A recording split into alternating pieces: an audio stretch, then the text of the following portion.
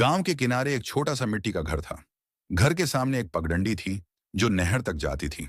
वहीं एक विशाल पीपल का पेड़ था जिसकी छांव में गर्मियों में भी ठंडक रहती थी। उसी घर में दादी रहती थी। सब उन्हें मधुबाला दादी कहते थे। दादी उम्र में बड़ी थी, बाल पूरे सफेद थे, पर चेहरा हंसमुख था। उनकी मुस्कान देखकर कोई भी अपना दुख भूल जाता था। दादी की सबसे खास बात थी उनकी कहानियां।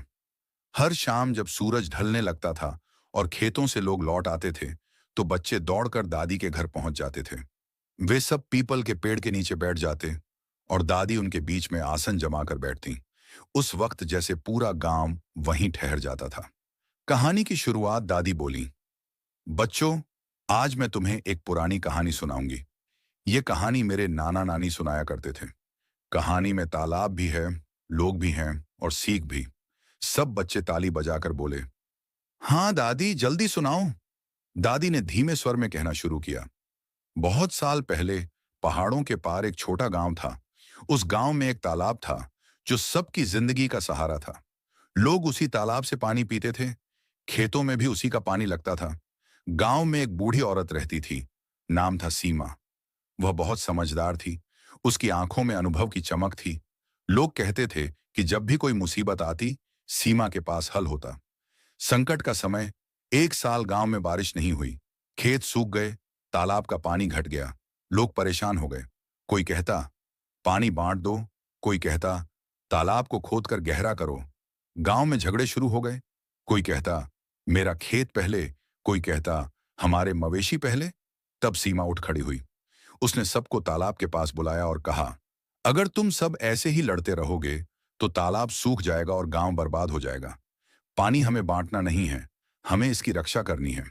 लोगों ने पूछा, पर दादी, ये कैसे होगा? सीमा ने जवाब दिया, हर घर से हर दिन एक मुट्ठी चावल और एक पत्ता तालाब को अर्पित होगा। साथ ही सबको मिलकर तालाब की सफाई करनी होगी। बच्चे निगरानी करेंगे कि कोई तालाब का पानी बेकार न करे, और औरतें तालाब के पास गीत गाएंगी ताकि तालाब की रौनक बनी रहे। लोगों को ये अजीब लगा, पर वे मान गए। बदलाव की शुरुआत। फिर क्या था, अगले ही दिन से गांव वाले तालाब पर आने लगे। कोई पत्ता डालता, कोई चावल, कोई तालाब की मिट्टी हटाता। बच्चे तालाब के किनारे दौड़ दौड़ कर सफाई करते। औरतें गीत गाती, तालाब हमारा जीवन है, तालाब हमारी शान है। धीरे धीरे तालाब की चमक लौटने लगी। पानी धीरे धीरे साफ दिखने लगा। भले ही बारिश नहीं आई थी, पर तालाब अब सूखा नहीं लग रहा था। लोग हैरान थे।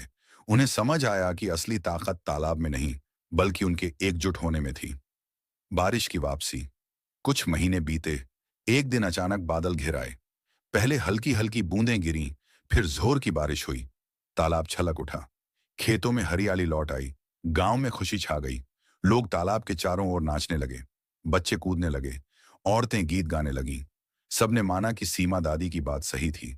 अगर वे आपस में झगड़ते रहते तो शायद तालाब कभी न बचता। लेकिन मिलकर मेहनत करने से ही गांव की किस्मत बदल गई थी। सीख कहानी खत्म करके दादी ने बच्चों से पूछा, तो बच्चों, अब बताओ, इसमें सीख क्या है?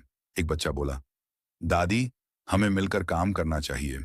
दूसरा बोला, पानी की बर्बादी नहीं करनी चाहिए। तीसरा बोला, छोटे छोटे काम मिलकर बड़े बदलाव ला सकते हैं। दादी मुस्कुराकर बोली, बिल्कुल सही। याद रखना, संकट अकेले झेलने से नहीं टलता, उसे साथ मिलकर हराना पड़ता है। गांव में अक्सर बच्चे उस दिन से तालाब की देखभाल करने लगे। वे खेल खेल में कूड़ा उठाते, पानी का इस्तेमाल संभाल कर करते। बड़े लोग भी तालाब को साफ रखने लगे। धीरे धीरे गांव का तालाब हमेशा भरा रहने लगा। गांव में एक कहावत बन गई थी, तालाब खाली न होगा जब तक दिल खाली न होगा। समाप्ति। दादी की यह कहानी सुनते सुनते रात हो गई थी।